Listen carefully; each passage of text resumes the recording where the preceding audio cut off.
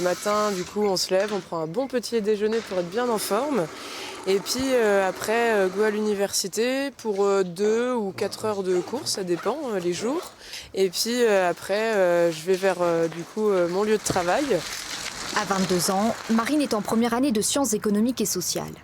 En plus de ses études, elle travaille dans un restaurant, 30 heures par semaine, 6 jours sur 7. Un emploi du temps qui laisse peu de place pour des petits plaisirs. Là, il y a un super concert de Davodka, par exemple. Voilà, c'était le samedi 23 jusqu'à 20h. Moi, le samedi, je bosse et puis je finis à minuit. Et il y a plein d'événements comme ça où j'aimerais bien aller, hein, même les réunions marxistes, je suis désolée. Mais du coup, le vendredi, je travaille aussi, du coup, c'est mort. Des pâtes et encore des pâtes, le menu de Marine ne fait pas rêver.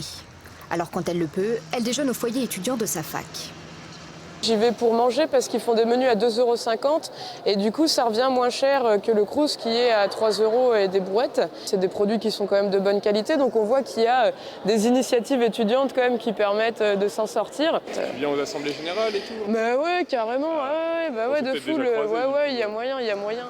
En septembre dernier, Marine apprend qu'elle ne touchera plus de bourse universitaire, soit une centaine d'euros en moins chaque mois. J'ai pas l'impression d'être une personne qui profite du système ou voilà, c'est vraiment j'en ai besoin de cet argent-là.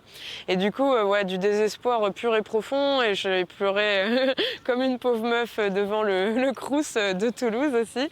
Et en fait, il y a quand même les assistantes sociales qui sont venues me voir au bout d'un moment. À l'approche des examens de fin d'année, le quotidien de Marine pourrait être encore plus compliqué. Elle aimerait que son emploi du temps à la fac soit réaménagé. On ne comprend pas le fait que tu puisses avoir des difficultés, tu vois, et c'est pour ça que peut-être la création d'un statut étudiant dont les employeurs pourraient tenir compte au moment de l'embauche, ça pourrait être cool parce que du coup, on aurait une adaptation aux horaires qui serait quand même plus cool. Là, par exemple, pour les partiels, je sais pas comment je vais faire. Pour faire des études, tu as intérêt à t'accrocher parce que ça va pas être les années les plus cool de ta vie, hein, ça c'est sûr.